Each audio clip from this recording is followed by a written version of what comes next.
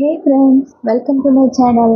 இன்றைக்கி நம்ம வீடியோவில் ஹோம்மேட் போர்ன்விட்டா எப்படி செய்கிறதுன்னு பார்க்கலாம்.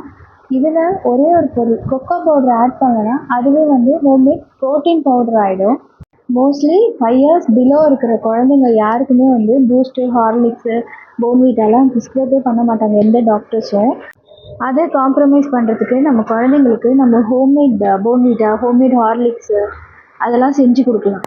வாங்க இப்போ எப்படி செய்கிறதுன்னு பார்த்துக்கலாம். அதுக்கு தேவையான பொருட்களையும் பார்த்துக்கலாம். 1 கப்பு முந்திரி, 1 கப்பு பாதாம், 2 கப்பு மக்கானா, ஒரு 10 பிஸ்தா, 3 டேட்ஸு, டேட்ஸ் இல்லைன்னா 3 டேபிள் ஸ்பூன் டேட்ஸ் பவுடர் போட்டுக்கோங்க. அப்புறம் 1 கப்பு ஓட்ஸ்.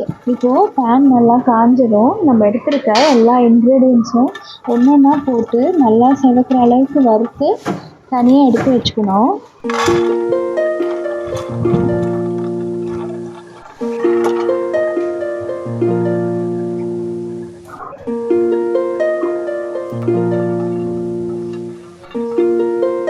பிஸ்தா மட்டும் வறுத்தா போதும்.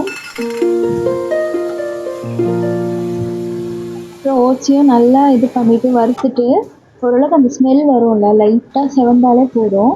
எல்லாத்தையும் பவுட்ரு மாதிரி கிரைண்ட் பண்ணிக்கோங்க. நட்ஸ் எல்லாம் நல்லா ஆறுனதும் நீங்கள் அரைச்சிங்கன்னா ஓரளவுக்கு பவுடராக கிடச்சிரும். இருந்தாலும் நம்ம நல்லா ஜலிச்சு எடுத்துக்கணும் அதை. இப்போது இந்த மிக்சர்லேயே நம்ம 2 ஸ்பூன் கொக்கோ பவுட்ரு இதில் போட்டு நல்லா மிக்ஸ் பண்ணி எடுத்துக்கணும். அப்புறம் என்கிட்ட நாட்டு சக்கரை தீர்ந்து போனதுனால நான் 1/2 cup organic brown sugar add பண்ணி வச்சுருக்கேன். அவ்வளோதான், உங்கள் ஹோம்மேட் போர்ன்விட்டா ரெடி.